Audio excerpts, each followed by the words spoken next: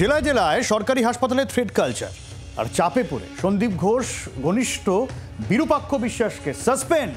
স্বাস্থ্য দপ্তরের উচ্চ পর্যায়ের বৈঠকে এই সিদ্ধান্ত নেওয়া হয়েছে।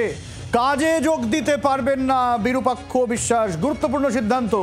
প্রবীর রয়েছেন আমাদের সঙ্গে, প্রবীরের কাছ থেকে আরো আপডেট নেব। প্রবীর,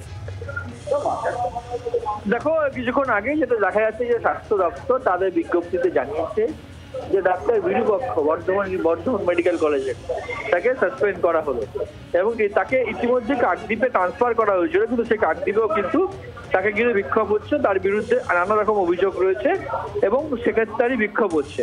অবশেষে দেখা যাচ্ছে যে ডাক্তার বিরূপাক্ষ বিশ্বাস তাকে সাসপেন্ড করলো স্বাস্থ্য দপ্তর এবং যতদিন পর্যন্ত না ফার্দার কোনো অর্ডার হচ্ছে ততদিন পর্যন্ত তিনি কোথাও কোনো কাজে থাকবেন না, কোথাও কোনো কাজে যোগ দেবেন না, কাজ করবেন না বলেই স্বাস্থ্য দপ্তর সূত্রে বিজ্ঞপ্তি জারি করা হয়েছে। ধন্যবাদ প্রবীর।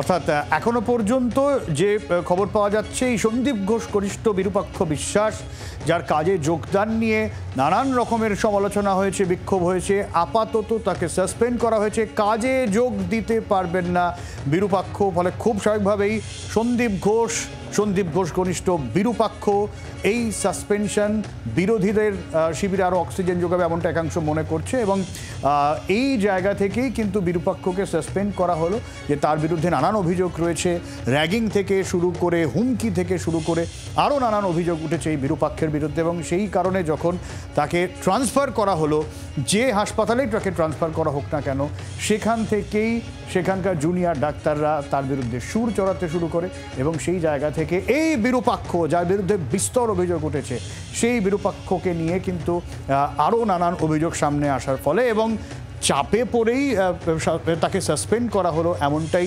সংশ্লিষ্ট মহল মনে করছে। এবং সন্দীপ ঘনিষ্ঠ এই বিরূপাক্ষ বিশ্বাস, যার বিরুদ্ধে আগে অভিযোগ উঠেছে, সেই জায়গা থেকেই বিরূপাক্ষকে সাসপেন্ড করা, এমনটাই প্রাথমিকভাবে খবর পাওয়া যাচ্ছে। বাংলার আওয়াজ, বাঙালির আবেগ, জি 24 ঘন্টা।